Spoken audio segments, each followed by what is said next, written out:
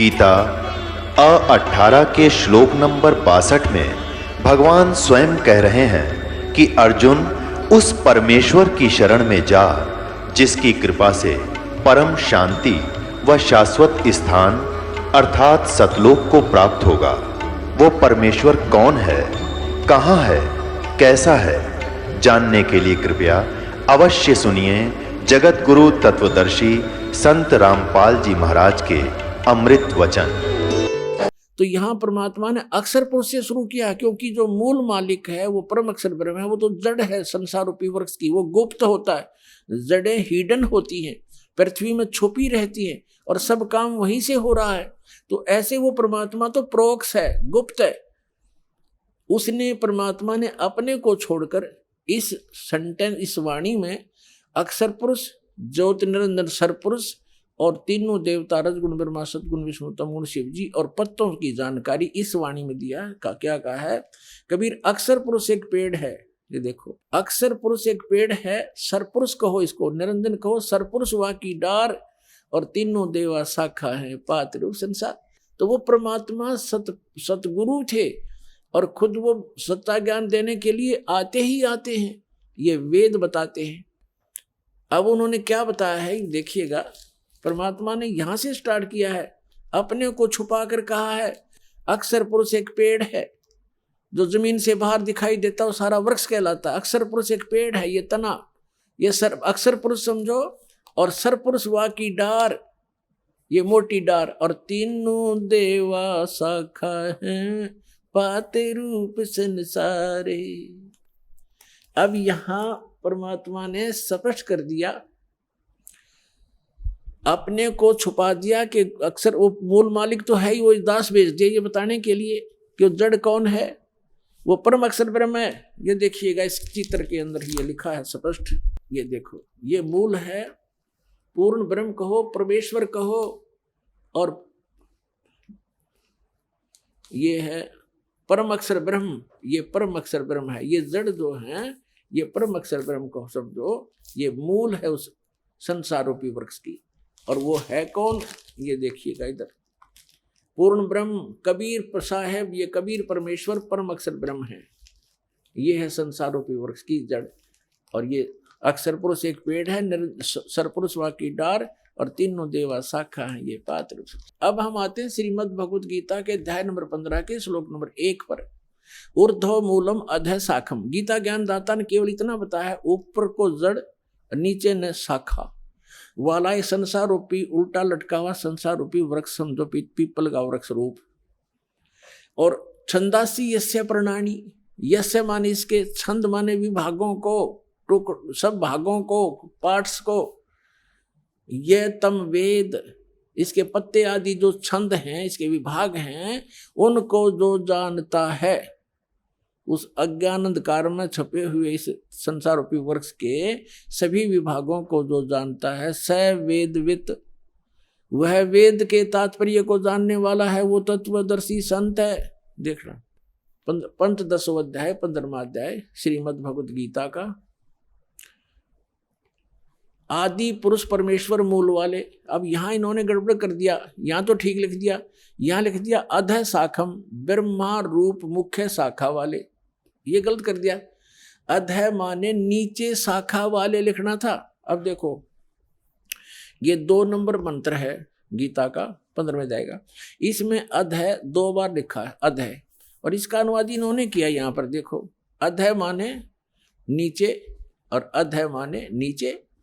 तो यहाँ शर्मा गई है, इनका ज्ञान तो था। और ऊर्ध्व माने ऊपर, ऊर्ध्व माने ऊपर, सर्वतर नहीं, ऊपर, ऊर्ध्व माने ऊपर, ऊर्ध्व में ऊपर, ऊपर जड़ और नीचे अधः माने नीचे। तो यहाँ प्रथम मंत्र में 15वें अध्याय का अब यहाँ लिखना था ऊर्ध्व मूलम, ऊपर को मूल वाला, वो आदि पुरुष परमेश्वर हो तो ठीक है, परम अक्षर ब्रह्म है, ऊपर मूल तो उसकी संसार रूपी वृक्ष की।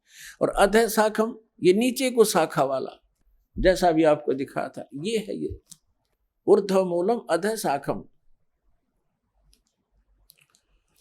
अब गीता ज्ञान दाता ने केवल इतना ज्ञान दिया है कि ऊपर न जड़ और नीचे को शाखा वाला, दैट्स ऑल।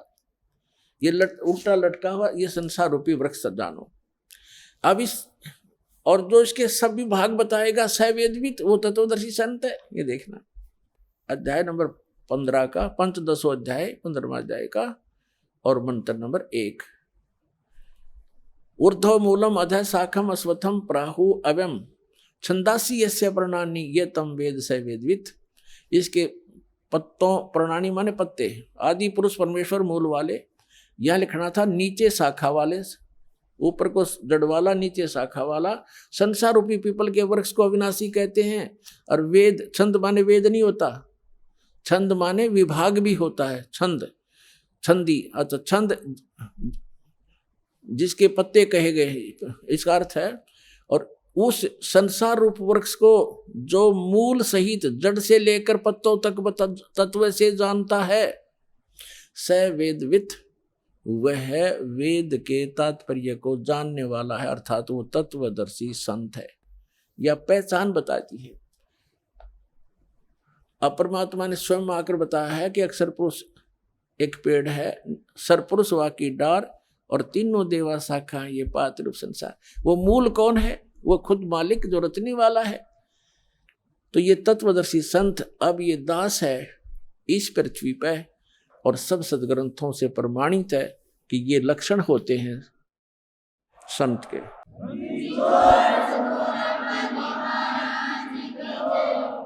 अब इसमें क्या बताया है 15वें अध्याय के चौथे श्लोक में स्पष्ट कर दिया है कि जिस समय वो तत्वदर्शी संत मिल जा और वो तत्व ज्ञान बतावेगा, उस तत्व ज्ञान रूपी शस्त्र के द्वारा इस अज्ञान रूप उलझी हुई गुत्थी को काटकर, अर्थात अच्छी तरह समझकर, उसके पश्चात परमेश्वर के उस परम पद की खोज करनी चाहिए, जहां जाने के बाद साधक फिर लौटकर कभी संसार में नहीं आते। गीता ज्ञानदाता कहता है मेरे भी जन्म मृत्यु और तेरे भी अर्जुन। तो जब तक जन्म मृत्यु है तब परम मोक्ष नहीं हो सकता, वो परम शांति प्राप्त नहीं हो सकती, शाश्वत स्थान नहीं मिला उनको। अब देखिएगा यहां गीता ज्ञानदाता कहता है 15वें अध्याय के और 3रे मंत्र से, इसमें कहा है कि इस संसार वर्ष का स्वरूप जैसा कहा है यहां वैसा यहां विचार काल में, यानी तेरे मेरे गीता जी के विवेचन में मैं नहीं जानता, नहीं पाया जाता, क्योंकि न इसका आदि और न अंत है। क्योंकि गीता ज्ञानदाता को इसका पता नहीं, क्योंकि ये सृष्टि रचने वाला नहीं है, तो था न ही इसकी अच्छी प्रकार से स्थिति है। इसलिए इस सुविरूढ़ मूलम, अति दृढ़ मूल वाले, ये गलत है, अति दृढ़ मूल वाले यानी ऊपर का जो लोक है, जहां परमात्मा रहता है, वो जहां से सबका धारण पोषण करता है, जो मूल है सबका, वो लोक दृढ़ है, वो अविनाशी स्थान है। सतलोक, अलखलोक, अगम लोक और अकय लोक, जिसको अनामी लोक भी कहती, वो तो सुदृढ़ मूल है। सुदृढ़ मूलम, उस सुदृढ़ मूल वाले यानी उस अविनाशी स्थान वाले भगवान के।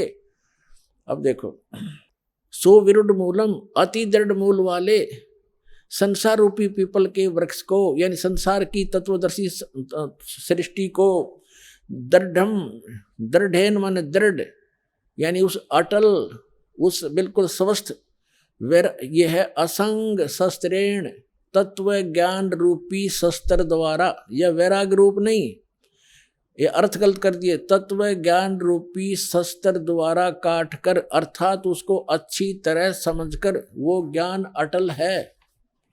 उसके पश्चात 15वें अध्याय का ये चौथा श्लोक श्रीमद् भगवद गीता का, उसके पश्चात उस परम पद रूप परमेश्वर को भली भांति खोजना चाहिए, जिसमें गए हुए पुरुष फिर लौटकर संसार में नहीं आते, और जिस परमेश्वर से पुरातन संसार वृक्ष की प्रवृत्ति विस्तार को प्राप्त हुई है, अर्थात जिसने सब संसार रूपी वृक्ष की रचना की है, सब ब्रह्मांडों की रचना की है, उसी आदि पुरुष नारायण की मैं शरण हूं।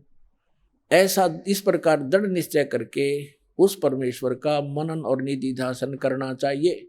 इससे सिद्ध हो गया कि गीता ज्ञान दाता भी अपने से अन्य किसी परम शक्ति ओवरऑल कंट्रोलर, सबके उत्पादक, सर्वोत्पादक परमात्मा की भक्ति करने को ही कह रहा है, अपनी भी नहीं कह रहा।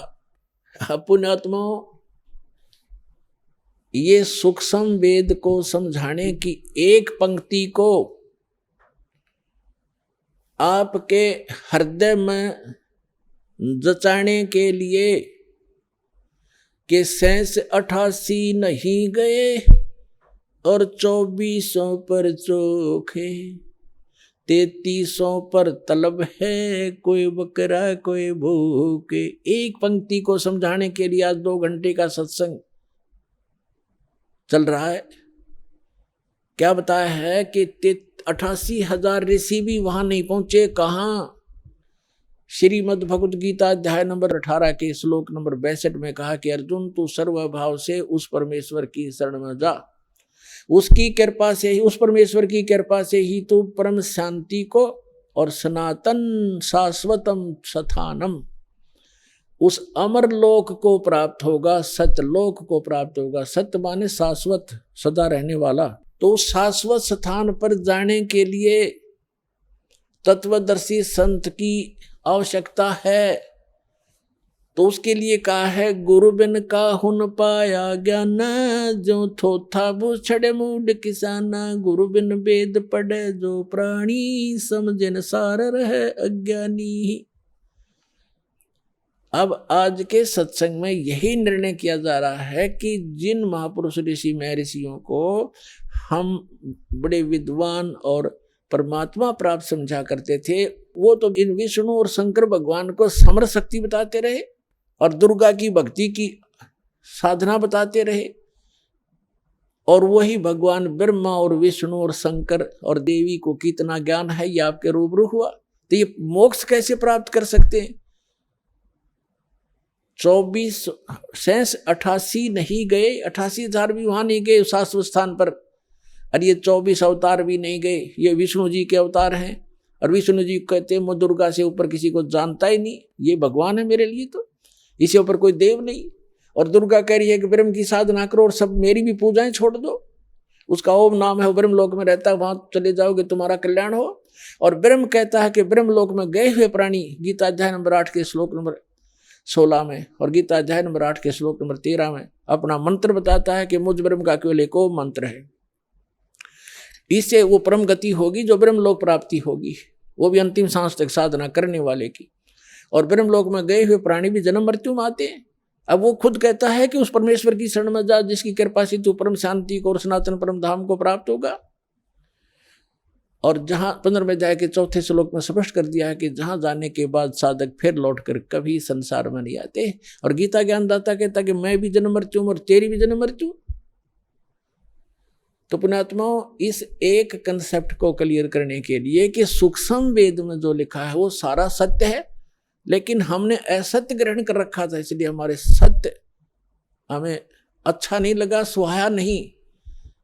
उस सत्य को सत्य ग्रहण कराने के लिए आपके हृदय में इसको स्थान बनाने के लिए ये इतना सत्संग करना पड़ रहा है। अब क्या निष्कर्ष निकला?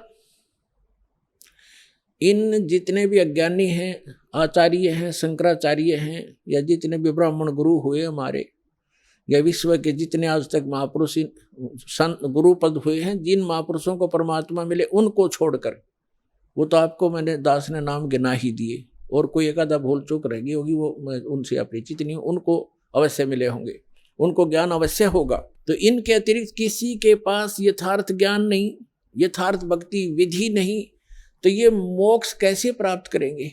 आज का प्रसंग यही चल रहा है कि गुरु बिन काहु न पाया ज्ञान, जो थोथा भूषण मूड किसाना, गुरु बिन वेद पढ़े जो प्राणी, समझ न सार रहे अज्ञानी। ये सारे ज्ञानी थे। सुर नर मुनि जन 33 करोड़ी, बंदे सभी काल की डोरी। ये 33 करोड़ देवता, ये सुर मुनि ऋषि महर्षि, कहते हैं सारे काल की डोरी का बंध रहे थे। और ये जितने भी आज तक के आचार्य शंकराचार्य हमारे हुए हैं धर्मगुरु, इनसे पूछिएगा कि गीता अध्याय नंबर 18 के श्लोक नंबर 62 में गीता ज्ञानदाता अपने से अन्य किस परमेश्वर की शरण में जाने को कह रहा? तो ये क्या हमें मीठी गोली दिया करते थे?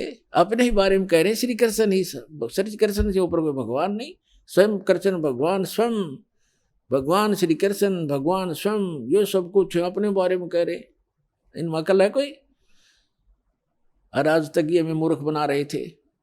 श्रीमद् भगवद गीता अध्याय नंबर 18 और अंतिम अध्याय है ये। अंतिम अध्याय के ये लास्ट के अंतिम ही मंत्र हैं। श्रीमद् भगवद गीता अध्याय नंबर 18 के श्लोक 61 से लेकर और 66 तक निर्णय हो गया। गीता ज्ञानदाता कहता है कि वो परमात्मा सभी प्राणियों को कर्मानुसार यंत्र के द्वारा, यंत्र की तरह चलाता है, घुमाता है।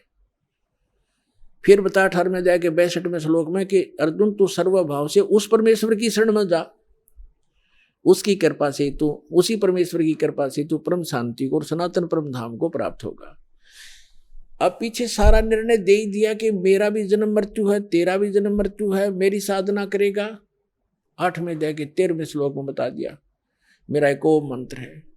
8वें अध्याय के प्रथम मंत्र में अर्जुन ने पूछा कि हे भगवान, आपने 7वें अध्याय के 29वें श्लोक में ये कहा है कि मेरे आश्रित होकर, आश्रित का अर्थ है कि मैंने, गीता ज्ञानदाता कहता है कि तत्वदर्शी संत की खोज जो कर लेता है मेरे निर्देशानुसार, चौथे अध्याय के 32 और 34 में बताया, इस ज्ञान को आश्रय कर लेता है, वो जरा मरण मोक्ष से छूट, जरा और मरण, जरा माने वृद्ध अवस्था, मरण माने मृत्यु, वृद्ध अवस्था के दुख और मृत्यु के दुख से जो छूटने का प्रयत्न करते हैं वे तत्ब्रह्म से, उस तत्ब्रह्म को जान चुके हैं और सारे अध्यात्म ज्ञान से परिचित हैं और सभी कर्मों से वो परिचित हैं। वही व्यक्ति, वही साधक जरा माने वृद्ध अवस्था के दुख से, बुढ़ापे के दुख से और मृत्यु के दुख से छूटने का प्रयत्न करते।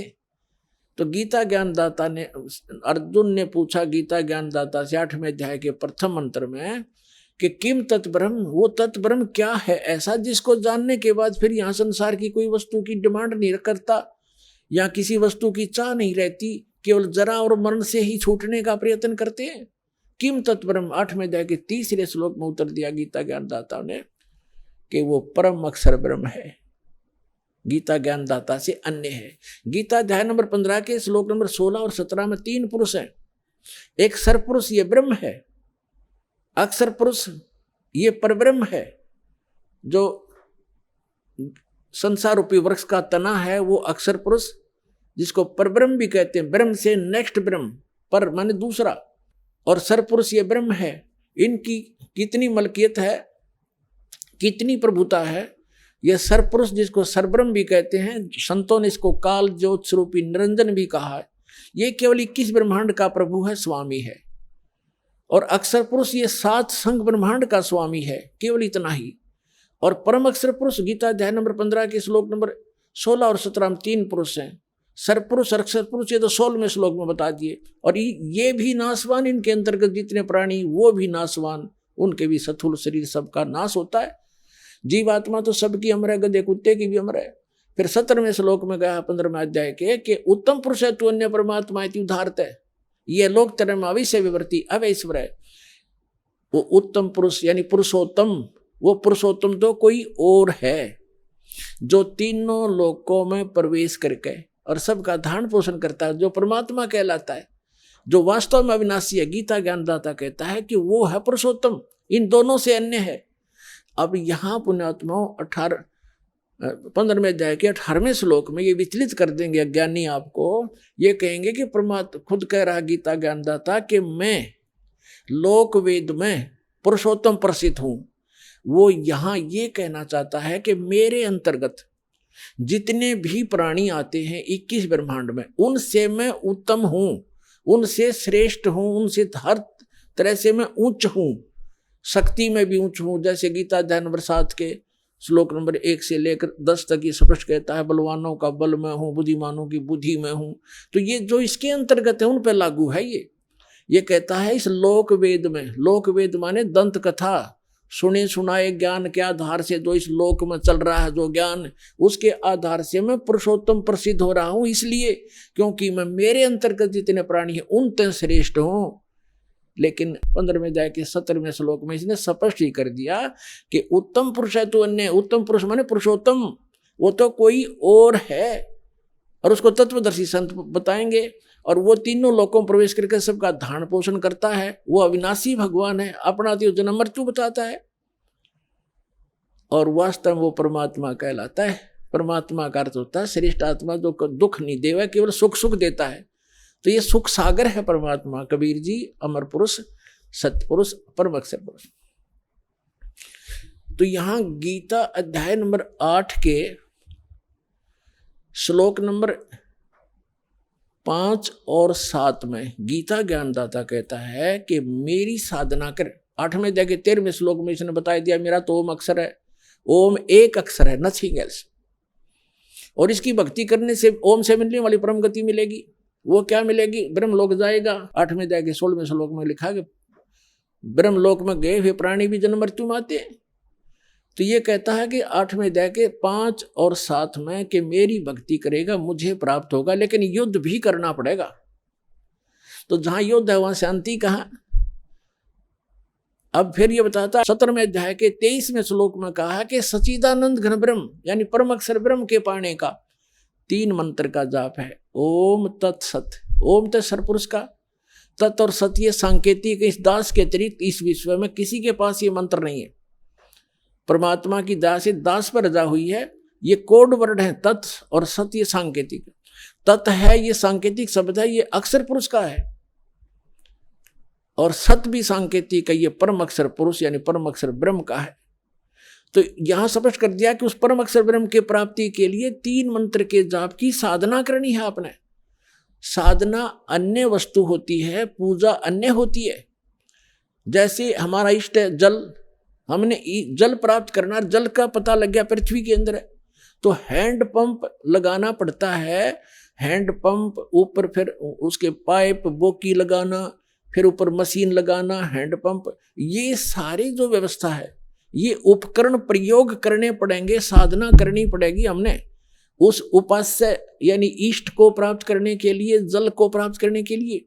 ये मंत्र हमारे पूज्य नहीं है, इन मंत्रों से हमें वो पूज्य वस्तु प्राप्त होगी। ये साधना है, ये मजदूरी है हमारी। तो यहाँ अभी तक ये कबीर पंथी यहाँ मार खा गए, इन मंत्रों को इन्होंने अवॉइड कर दिया कि तो काल के मंत्र हैं, ओम भी काल का फलाना। अरे हमने पानी जल प्राप्ति के लिए जो साधना प्रयोग करनी है वो चाहे लोहे की है, तो उस लोहे की वस्तु बिना वो जल ना मिल रहा है। इसी प्रकार ये जो मंत्र हैं ये अभी तक किसी का समझ में नहीं आए थे। उन महापुरुषों ने छोड़कर जिनको भगवान मिले, उन्होंने तो स्पष्ट किया है कि वही गुरु पूरा कहा है, 2 अक्षर का भेद बतावे। नानक साहब जी कहते हैं जय तू पढ़िया पंडित बिन 2 अक्षर 2 नामा, परमति नानक एक लंघाए जय कर सत समावा। 2 अक्षर का तो सतनाम है, एक ये सार नाम है, इनसे हटकर है। ओम और तत् मिलकर सतनाम बनता है 2 अक्षर का। इसकी श्वास और उश्वास से साधना करनी होती है, और सत जो है वो सार नाम है, वो अलग है। इन सब की साधना करनी पड़ती है। 17वें अध्याय के 23वें श्लोक में श्रीमद् भगवद गीता में गीता ज्ञानदाता बता रहा है कि सच्चिदानंद घन ब्रह्म के पाने का केवल ओम तत्सत ये 3 मंत्र के जाप का निर्देश है, नथिंग एल्स, और कोई नहीं। निर्देश माने फाइनल डायरेक्शन, इसके अतिरिक्त कुछ नहीं। अब यहाँ 8वें अध्याय के 5 और 7 में तो अपने विषय में बता दिया कि मेरी साधना करेगा मुझे प्राप्त होगा, लेकिन युद्ध करना पड़ेगा। तो युद्ध करना जहाँ पड़ गया वहाँ शांति कहाँ? फिर 8वें अध्याय के 8, 9, 10 3 मंत्रों में स्पष्ट किया गीता ज्ञानदाता ने कि उस परम अक्षर ब्रह्म की भक्ति करोगे तो उसी के पास जाओगे। उसकी साधना का मंत्र बता ही दिया, वो ओम तत्सत। तत् और सत ये सांकेतिक है, ये खुद नहीं जानता गीता ज्ञानदाता। उसके लिए 4थे अध्याय के 32 और 34 में स्पष्ट कर दिया है मंत्र में कि जो सच्चिदानंद घन ब्रह्म अपने मुख कमल से, परम अक्षर ब्रह्म स्वयं आते हैं यहाँ पर, वो काल पुरुष, और अपने मुख कमल से यथार्थ ज्ञान और यथार्थ भक्ति विधि बताते हैं। उसके अंदर विस्तार से कही गई है वो धार्मिक अनुष्ठानों की जानकारी, यज्ञों की। यज्ञ माने धार्मिक अनुष्ठान, साधनाएं। उसको जानने के बाद साधक फिर पूर्ण मोक्ष प्राप्त कर जाता है। उसके लिए तत्वदर्शी संतों के पास जाने के लिए गीता ज्ञानदाता कहता है। इसे सिद्ध है कि गीता ज्ञानदाता न तो तत्व ज्ञान से परिचित और तत्व ज्ञान गीता ज्ञानदाता से अन्य है, और वो तत्वदर्शी संत भी अन्य है। तो वो ये दास है, रामपाल दास आज विश्व में इस तत्व ज्ञान से परिचित।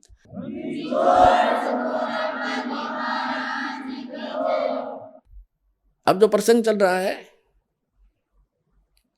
कि गीता, श्रीमद् भगवद गीता अध्याय नंबर 18 का अंतिम अध्याय है, और 61 से लेकर और 66 तक ये निर्णायक ज्ञान है। आगे तो कुछ और बातें हैं, वो भक्ति से संबंधित नहीं है। इन 61 से लेकर और 66 तक 6 मंत्रों में, 6-7 मंत्रों में, इन 6 मंत्रों में सपष्ट कर दिया है कि जैसे 18वें अध्याय के 61 और 62 में कर दिया कि वो परमात्मा समर्थ है, वो सभी को कर्म अनुसार वही चलाता है, जैसे जिसके कर्म है उसके अनुसार से वो कार्य करता रहता है। और उस परमेश्वर की शरण में जाने से ही परम शांति को प्राप्त होगा, सनातन परम धाम के में प्राप्त चला जाएगा, जहां जाने के बाद साधक फिर लौटकर कभी संसार में नहीं आते। फिर क्या बता 18वें अध्याय के 63वें श्लोक में कहा है गीता ज्ञानदाता ने कि अर्जुन, ये गीता रूपी ज्ञान मैंने तुझे, ये बहुत गुप्त से गुप्त ज्ञान है जो आज मैंने तेरे से कह दिया। अब तेरी मर्जी, तेरी इच्छा है, जैसा चाहे वैसा कर। मेरी शरण में रहना है तो युद्ध कर, उठा हथियार, और उसकी शरण में जाना है तो उसके लिए तत्वदर्शी संत की खोज कर ले। ये गुप्त से गुप्त ज्ञान मैंने तुझे बता दिया। 18वें अध्याय के 64वें श्लोक में गीता ज्ञानदाता तुरंत कहता है कि एक गुप्त से गुप्त ज्ञान और बताऊं, फिर सुन कि जिस 18वें अध्याय के 62वें श्लोक में जिस परमेश्वर की शरण में जाने को मैं तुझे कह रहा हूं, वो मेरा भी इष्ट देव है, वो मेरा भी पूज्य है। ये और गुप्त से गुप्त भेद बता दिया।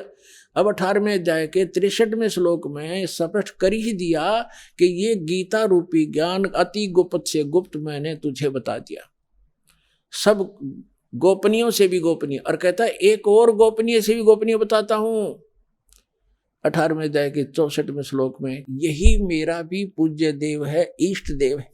इष्ट में हसी दृढ़म, ये पक्कम पक्का, नो डाउट। फिर 18वें अध्याय के 65वें श्लोक में कहा कि अर्जुन, यदि मेरी शरण में रहना है तो मैं पक्का वायदा करता हूं, मेरा सिमरण कर, मुझे नमस्कार कर, मुझे प्राप्त होगा। 18वें अध्याय के 66वें श्लोक में फिर फैसला दे दिया कि यदि तूने मेरी शरण में रहना है तो पहले बता चुका हूं, उसकी शरण में जाना है तो सर्वधर्मान परित्यज्य माम एकम शरणम व्रज। यहां इन अनाड़ी अज्ञानियों ने वर्ज का अर्थ आना किया है, जबकि वर्ज का अर्थ जाना होता है। अब ये क्या कहते हैं कि अर्जुन तू सर्वभाव से, अर्जुन सर्वधर्मान परित्यज्य माम, मेरे सतर की सभी पूजाओं को छोड़कर मेरी शरण में आ जा। अरे भले आदमियों, दूसरे अध्याय के 7वें श्लोक में गीता ज्ञानदाता ये अर्जुन कहता है कि मैं आपकी शरण में हूं, आपका शिष्य हूं, मेरी बुद्धि काम करना बंद कर गई है, जो मेरे हित में हो आप मुझे राय दें। तो श्री कृष्ण जी की शरण में अर्जुन तो पहले ही था। अब ये कहो कि सर्वधर्मान परित्यज्य माम एकम शरणम व्रज, व्रज का अर्थ जाना होता, आना नहीं। जैसे इंग्लिश वर्ड गो है, गो का अर्थ कम नहीं हो सकता, आना नहीं हो सकता। कहीं सेंटेंस थे उसकी कितनी बनाए जाओ, फलाना व्याकरण बनती है, फलाना बनती है, फलानी धातु बनती है, अटपट मारते हैं, मूर्ख बनाते हैं, इनको ज्ञान नहीं है। तो इसमें कहा कि सर्वधर्मान परित्यज्य माम, मेरे सतर की सभी धार्मिक पूजाएं मुझे दे दे, छोड़ दे। परित्यज्य कौन कौन सी हैं? ओम नाम का जाप है, जैसे ओम तत्सत, ये 3 मंत्र का जाप है, आपको दिया जाता है जिनको कंप्लीट कोर्स प्राप्त हो गया है। तो ओम जो मंत्र है ये ब्रह्म की साधना है, इसके सतर की धार्मिक कमाई है, हम इसको दे देंगे। पहले हम इसको ब्रह्मलोक में जाके नष्ट करते थे, देवता बन जाते थे, अपना धन नाश करके फिर गधा बन जाते थे। तो अब हमें ज्ञान हो गया, हम इसका कोई प्रतिफल नहीं लेंगे, अपनी पूंजी नाश नहीं करेंगे। हमारे ऊपर इसका ऋण है, क्योंकि ये पृथ्वी इसने तप करके प्राप्त कर रखी है और हम इसमें बेमतलब आगे। अब इसने हमें मजदूर बना लिया कि यहाँ कमाओ और खाओ और मेरा टैक्स दो, हमें मजदूर बना रखा, बंधक। तो अब परमात्मा आए हैं हमें छुड़वाने के लिए, विधि बताई कि इसका टैक्स दो, मैं तुम्हारा अकाउंट कराऊंगा और इसका तो ये मजदूरी करो, इससे पीछा छुड़ाओ, चलो सतलोक में जहां से तुम आए हो, जहां कभी दुख नहीं होता।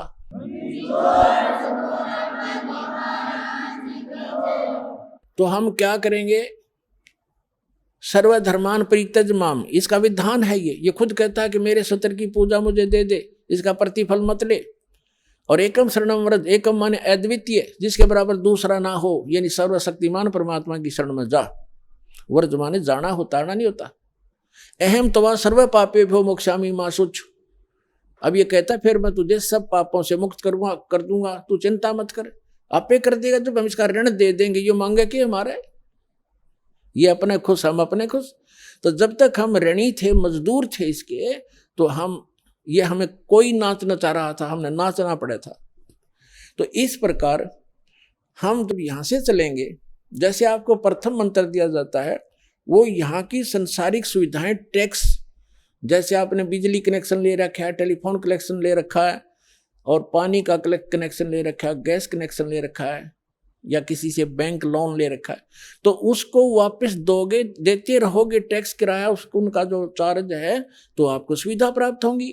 तो जब तक आपने संसार में रहना, यहाँ की जो सुविधा तुम्हें चाहिए वो प्रथम मंत्र से मिलेंगी, उनके बीच के 5 नामों से। और फर्स्ट एंड लास्ट जो मंत्र है, ये आपकी भक्ति में, सतलोक जाने की भक्ति में अलग से कमाई साथ जुड़ती है। अब ये जो मंत्र है आपके, पहला मंत्र आपको यहाँ कंठ कमल तक बरी कर देगा। जब आप यहाँ से चलोगे तो सबसे पहले आत्मा मूल कमल में जाएगी, वहाँ गणेश जी का कमल है, उनका ऑफिस है, वहाँ से अपना अकाउंट क्लियर कराएगा। फिर आएगा उसमें ब्रह्मा जी के लोक में स्वाद चक्र में, उसके बाद विष्णु जी के लोक में नाभि चक्र में, फिर शिव जी के लोक में हृदय चक्र में, फिर देवी के लोक में कंठ चक्र में, फिर ये त्रिकुटी में पहुंचेगा। और ये नकली राधा स्वामी वाले, धन धन सतगुरु वाले नो के साढ़े गुरु जी तब सीधा नाम बताते हैं, असि तो सीधे त्रिकुटी में जानते हैं, खाक त्रिकुटी में जानते हो। त्रिकुटी को बस बरवाले का बस स्टैंड है, पैदल चला जाओ तो पहुंच गया, साइकिल ठा लिया तो पहुंच गया। त्रिकुटी में जाने के लिए अंगा लगेगा। हाँ, तब त्रिकुटी में जब हम जाएंगे तो उसमें ये 3 मंत्र के जाप हैं, ओम तत्सत। ओम का अकाउंट हम त्रिकुटी पर देंगे इसको, वहां परमात्मा मिलेंगे इस दास के रूप में आपको, जो यहाँ सत साधना और सच्ची लगन दास के अंदर एज ए गॉड होगी।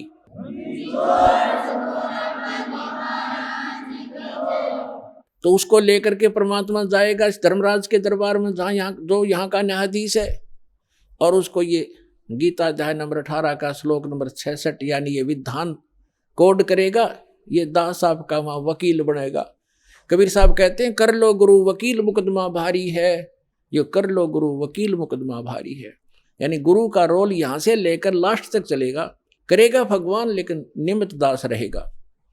तो वहां कहेगा कोड, ये वहां पर ये धारा 18वें अध्याय की 66 में संविधान की धारा वहां रखी जाएगी कि सर्वधर्मान परित्यज माम एकम शरणम व्रज, ये पकड़ो तुम्हारा विधान है। और ये सारी ओम सत्र की जो पूजा अपनी ये पकड़ो, इनकी अकाउंट क्लियर करो।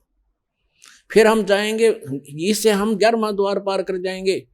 11वां द्वार पार करके हम प्रवेश करेंगे, जब वहां अक्षर पुरुष का लोक आएगा। 7 संग ब्रह्मांड है, उससे पार होने का जो हमने किराया देना है, वहां से उसका साधन हमें मिलेगा और उसके प्रतिफल में हम इस तत्व मंत्र की कमाई उसको देंगे। वो हमें 12वें द्वार में जा छोड़ेगा। 12वां द्वार पार करके हम सतलोक चले जाएंगे।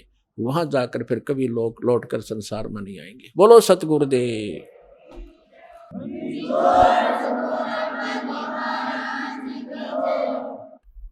परम पिता परमात्मा पूर्ण ब्रह्म सारी सृष्टि के रचनहार कबीर परमेश्वर जी की असीम रजा से आप सभी पुण्यात्माएं सत्संग सुनने के लिए उपस्थित हुए।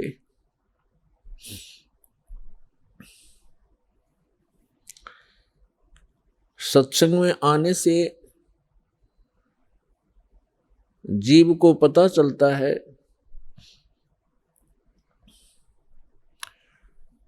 हम कौन हैं, कहाँ से आए हैं, यहाँ ये मरने और जीने की व्यवस्था किस कारण से बनी हुई है। इस बात को प्रत्येक प्राणी महसूस करता है। जन्म हुआ अच्छी बात, परिवार हो गया बहुत ही अच्छी बात, पुत्र पुत्री हुए, संपत्ति कोठी बनी, बस क्या कहने, और फिर मृत्यु।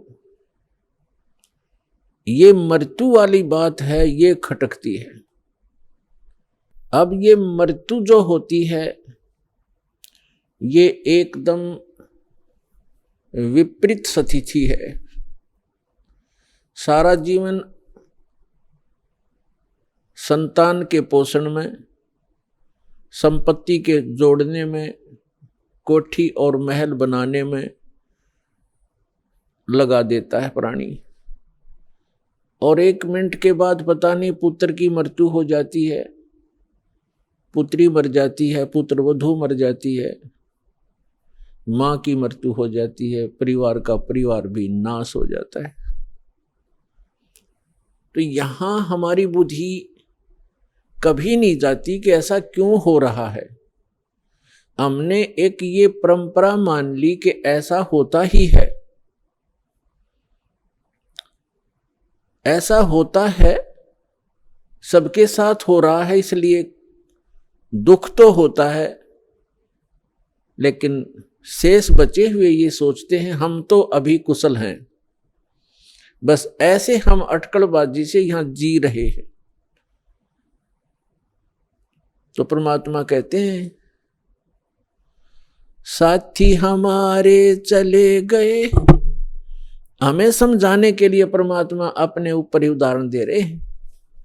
कबीर परमात्मा जी ये हमारे पिता हैं।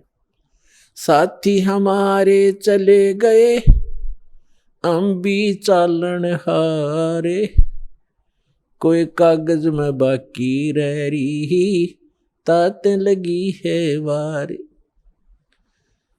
कोई कागज में बाकी है, कोई श्वास शेष हैं आपके, इसलिए देर लगी हुई है आपको।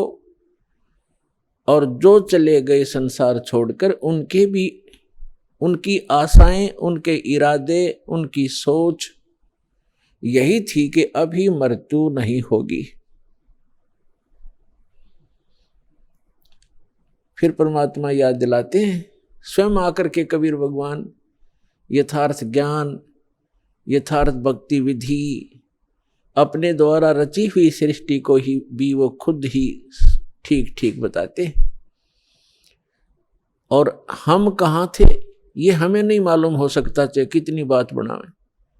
ये तो रचनहार ही बता सकता है कि आप यहाँ क्यों दुखी हो रहे हो, ये मरने जीने की व्यवस्था कौन सी अच्छी है। इस बात को सभी मानते हैं कि अच्छी नहीं है। तो इसलिए परमात्मा हमें जगाना चाहते हैं, यथार्थ ज्ञान हमारे हृदय में उतारना चाहते हैं, पहले ये बता करके कि जिस व्यवस्था में आप व्यवस्थित हैं और जिन क्रियाओं में आप तत्पर हैं, यदि आप परमात्मा की साधना भक्ति नहीं करते हो, मोक्ष प्राप्ति का प्रयत्न नहीं कर रहे हो, तो ये क्रियाएं तो पशु पक्षी भी कर रहे हैं। तो मानव शरीर की क्या आवश्यकता थी, जिसमें परमात्मा ने अच्छी सोच दी है, बुद्धि दी है, और समय पर गर्मी सर्दी प्राकृतिक आपदाओं से बचने की व्यवस्था भी हम कर सकते हैं। जैसे गर्मी से बचने के लिए कोई झोंपड़ी महल मकान बना सकते हैं, इतनी बुद्धि भगवान ने दी है। समय पर आहार करने के लिए हम पूर्व संग्रह कर लेते हैं, अन्न इकट्ठा कर लेते हैं, और गर्मी सर्दी से बचने के लिए भी हम कोई झोंपड़ी महल बना लेते हैं। इसका उद्देश्य क्या है? इसका उद्देश्य ये है, इन सब सुविधाओं को परमात्मा ने इसलिए दिया है कि आप प्राकृतिक आपदाओं से डिस्टर्ब ना हो सकें और भक्ति करते रहें। जैसे परमात्मा की प्राप्ति में ये आत्मा उसी समय से व्याकुल है जिस समय से ये उस परम पिता के उस सुखमय स्थल से, उस सतलोक से, अमरलोक से बिछुड़ कर आई है, उस परम पिता से दूर हुई है। उसी दिन से इसको आभास हो गया है कि जो सुख मैं छोड़ के आया हूं वो यहां नहीं है। उसकी खोज में फिर ये अपनी अटकलबाजी से, जीव सोच से सोचने लगता है, प्रयत्न करता है। जैसे कोई निर्धन है, वो सोचता है कि धनवान सुखी होंगे, धन में सुख होगा, और धनी व्यक्ति को स्वप्न में भी सुख नहीं होता। पुण्यात्माओं, निर्धन को तो ये बात जचे नहीं कि धनवान सुखी नहीं, लेकिन किसी धनवान यानी मायाधारी से मिलकर देखना उसके ऊपर कितनी समस्याओं का पहाड़ होगा, आप सोच भी नहीं सकते। जहां माया है वहां शीतलता नहीं हो सकती, जहां भट्ठी अग्नि की तप रही हो वहां शीतलता नहीं हो सकती। ये माया अग्नि की भट्ठी है, इसके निकट बैठकर प्राणी कभी भी शीतलता महसूस नहीं कर सकता। धनी व्यक्ति सोचते हैं कि राजा लोग सुखी होंगे, राजा को सुख स्वप्न में भी नहीं होता। आपको ऐसा लगता है जैसे इसके आगे पीछे बड़ी सेना चलती है, बड़े बड़े अधिकारी सलूट लगा रहे होते हैं, ये महासुखी होगा, कारों में चलते हैं। सपने में भी सुख नहीं है इनको, क्योंकि हमने सुख का पता ही नहीं जो सुख होता है। राजा लोग समझते हैं कि ऊपर के ये देवता लोग सुखी होंगे स्वर्ग आदि में। स्वर्ग के देवता सोचते हैं इंद्र सुखी होगा जो देवराज है, देवताओं का राजा है। और देवराज सोचता है कि ब्रह्मा विष्णु महेश सुखी हैं। ब्रह्मा विष्णु महेश कहते हम स्वप्न में भी सुख नहीं हमारे को। आपने भगवान विष्णु की कथा पढ़ी होगी, बहुत बार सुनाई है, देवी भागवत प्रथम स्कंद में खुद स्वीकार करते हैं श्री विष्णु जी, ब्रह्मा जी को बता रहे हैं कि मैं अधिकतर समय में तप करता हूं और तप से अपने बैटरी चार्ज करके सिद्धियां प्राप्त करके फिर राक्षसों के साथ युद्ध करता हूं। कभी मुश्किल से कोई समय मिलता है तो लक्ष्मी के साथ सुखपूर्वक समय बिता पाता हूं। तो खाक सुख है यहां पर। परमात्मा बताते हैं झूठे सुख को सुख कहे, ये मान रया मन मोदे, सकल चबी न काल का, कुछ मुख में कुछ गोदे।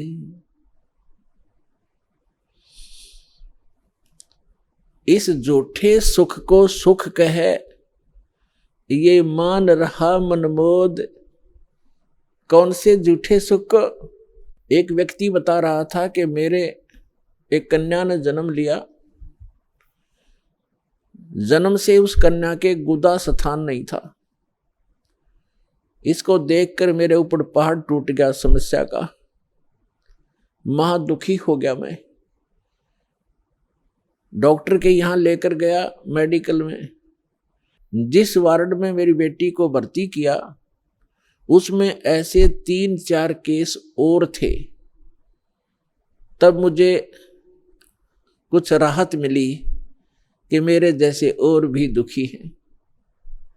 बताओ इससे क्या लाभ मिला उसको? अपना मन में मान लिया कि चलो और भी दुखी हैं तो मैं भी दुखी हूं, कोई बात नहीं। क्या वो दुख हल्का हो गया? क्या गुदा स्थान बन गया बेटी का?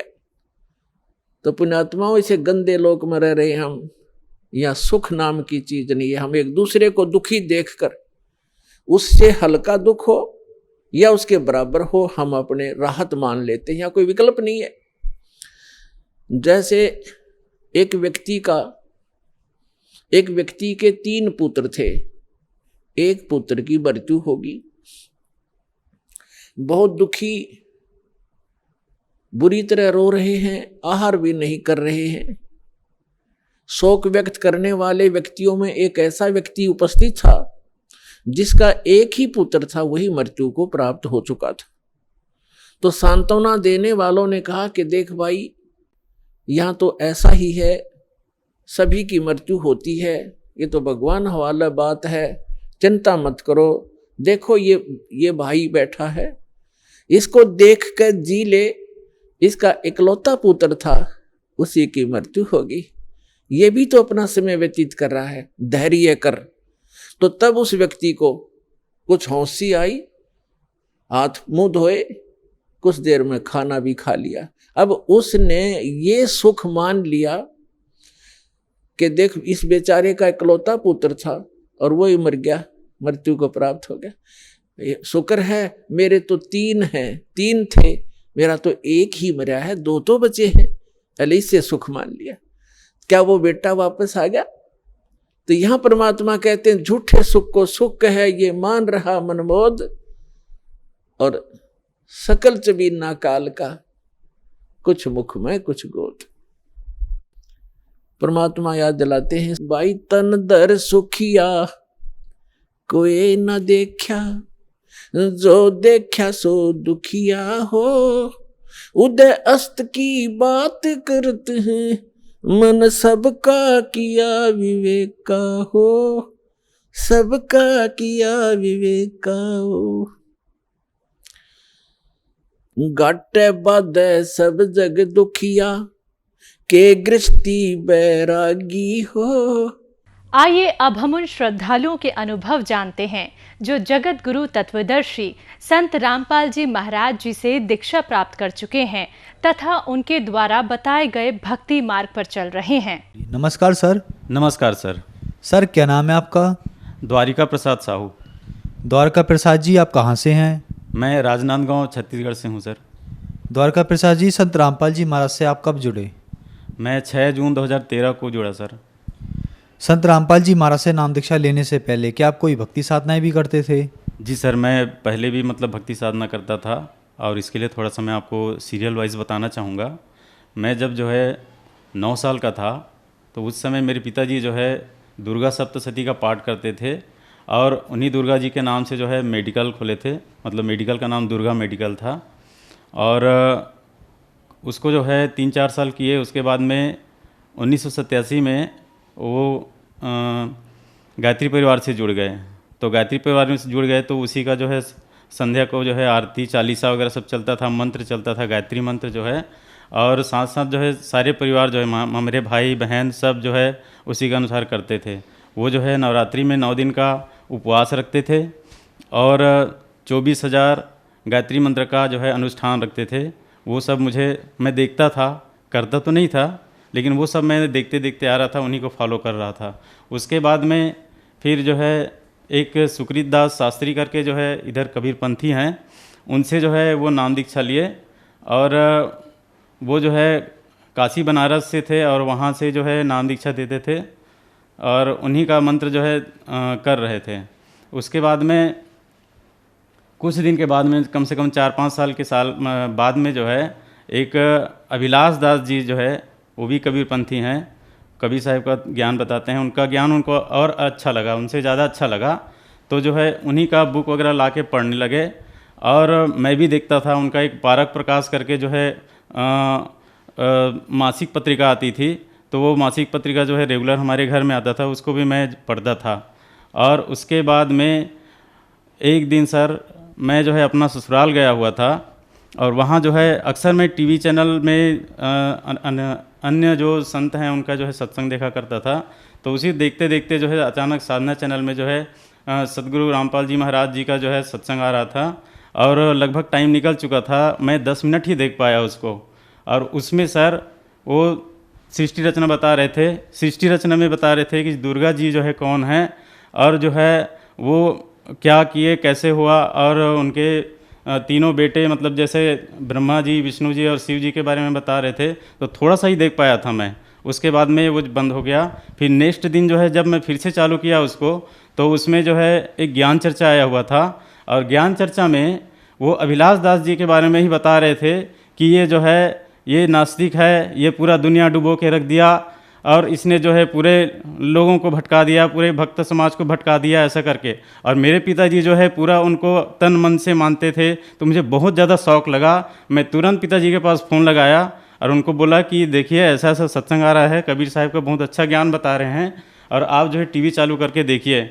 तो उस दिन तो वो खोजते रह गए, चैनल को नहीं लगा पाए। फिर नेक्स्ट दिन लगाए, उस दिन संडे था, तो उस दिन जो है आधा देखे, उनको भी लग गया कि नहीं जो है हम लोग जो कर रहे हैं वो सही नहीं है। तो उसके बाद में फिर हम लोग लगातार सत्संग देखना शुरू किए संत रामपाल जी महाराज का, और मार्च से लेकर के जून महीने तक जो है हम लोग सत्संग देखे। और सत्संग देखने के बाद में ये तय किए कि अब हमको बरवाला जाना है।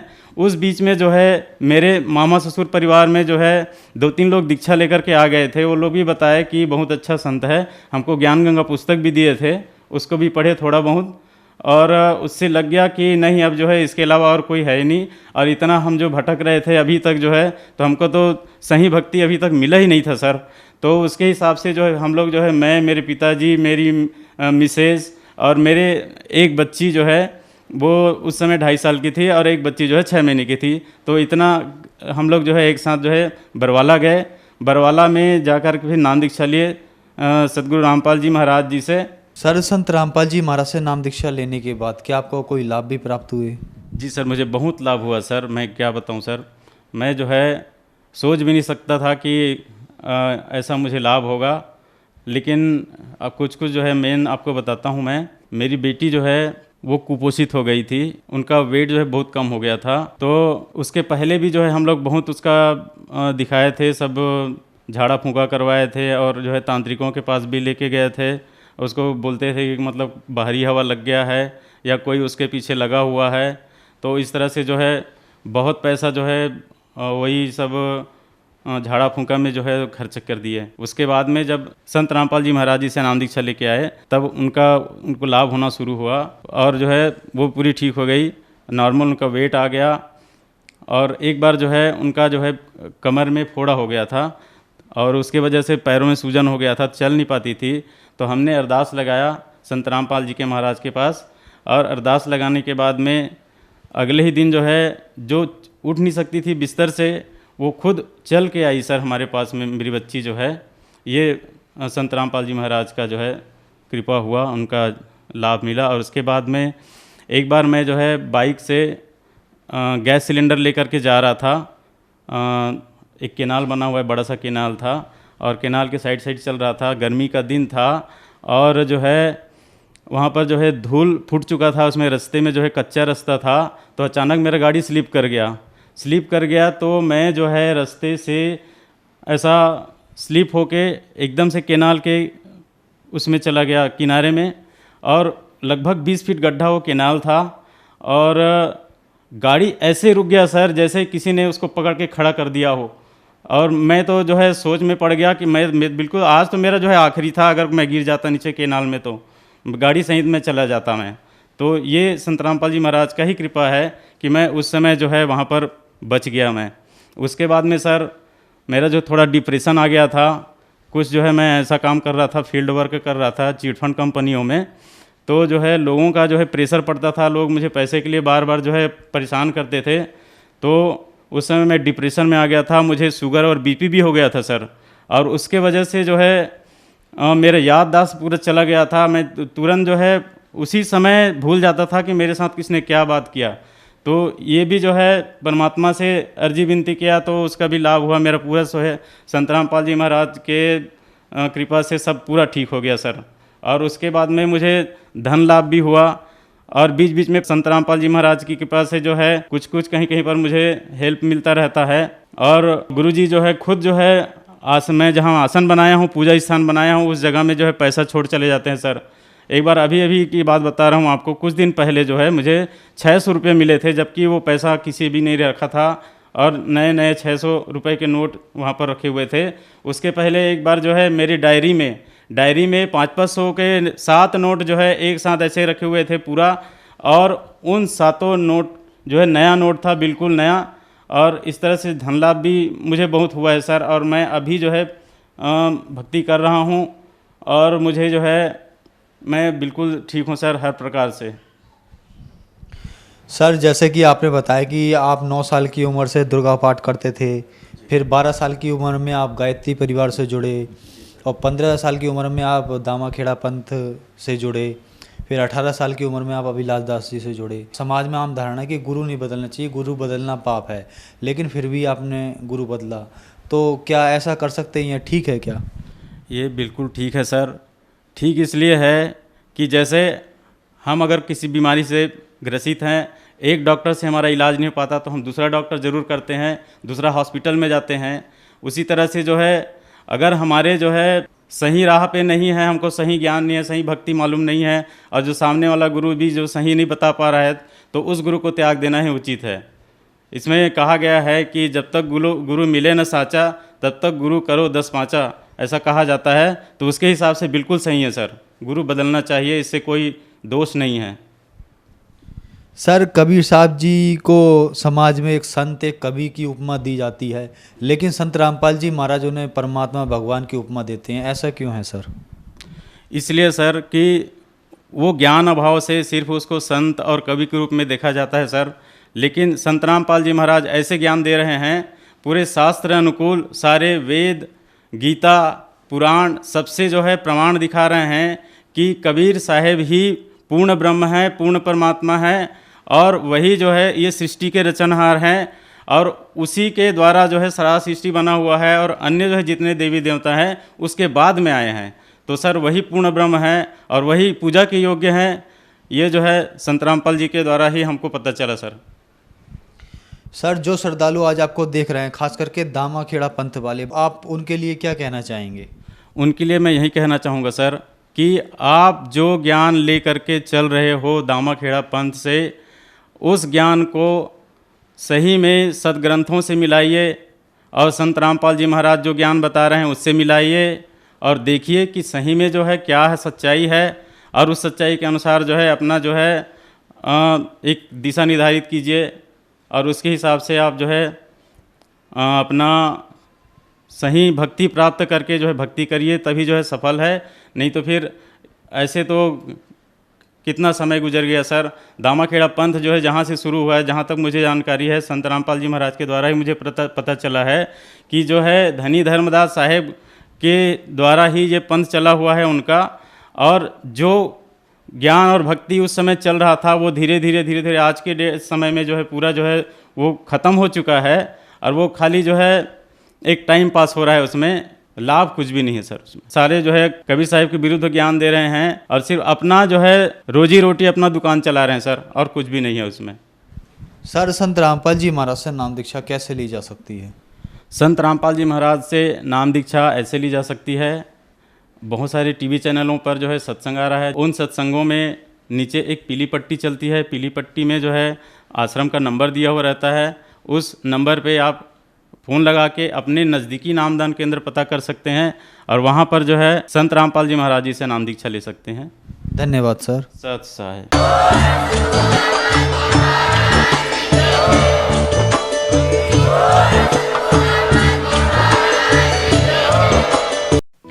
आप सुन रहे थे जगत गुरु तत्वदर्शी संत रामपाल जी महाराज के मंगल प्रवचन।